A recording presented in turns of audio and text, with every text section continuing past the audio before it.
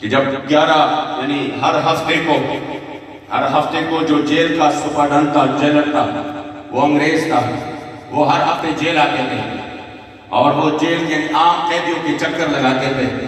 تو قیدیوں کے لیے یہ حکم تھا کہ جو بھی گارڈ میں یا انگریز آ جائے تو تمام قیدیوں نے ان کو سلوٹ کرنا ہے، تمام قیدیوں نے ان کو سلوٹ کرنا ہے۔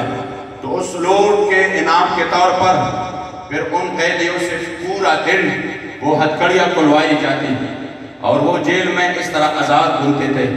تو جنہوں نے جیل گزاری ہے ان کو پتا ہے کہ جیل میں آزاد گھومنا کتنی بڑی نعمت ہوتی ہے۔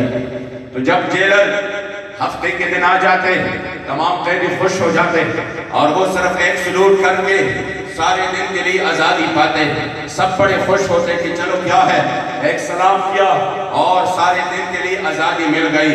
میں نے جب امیر المجاہدین کے پیشی کے دوران آپ کے چہرے مبارک پر وہ اثرات دیکھے حشاش تو مجھے سمجھ آ گیا کہ جو ہمارے اسلاف تھے ان کو اللہ نے جو عظمت عطا کی ہے، واللہ العظیم ہم دونوں ہاتھ سے سلام پیش کرتے ہیں۔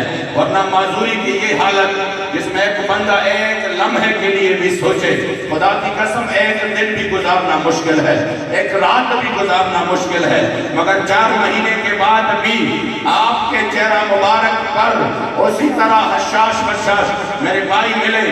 مجھے کہا خدا کی قسم، میں مبالغہ نہیں کر رہا، میرے بھائی نے کہا خدا کی قسم بابا جی کا چہرہ مبارک جس طرح پہلے چمکتا دمکتا تھا، واللہ 4 مہینے کے اس تکالیف اور مصیبتیں اور جیل کے یہ صعوبتیں برداشت کرنے کے بعد واللہ بابا جی کا چہرہ پہلے سے بھی زیادہ اور چمکتا دمکتا۔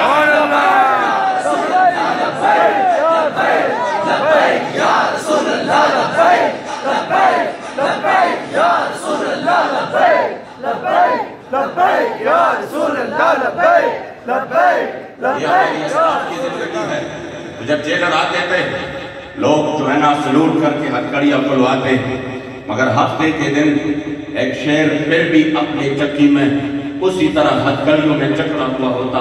لوگوں نے کہا بابا جی تم ٹھیک نہیں کر رہے، یہ تم اپنے ساتھ بڑی ظلم اور زیادتی کر رہے ہیں، کیوں آپ ہتھکڑیاں نہیں کھلواتے؟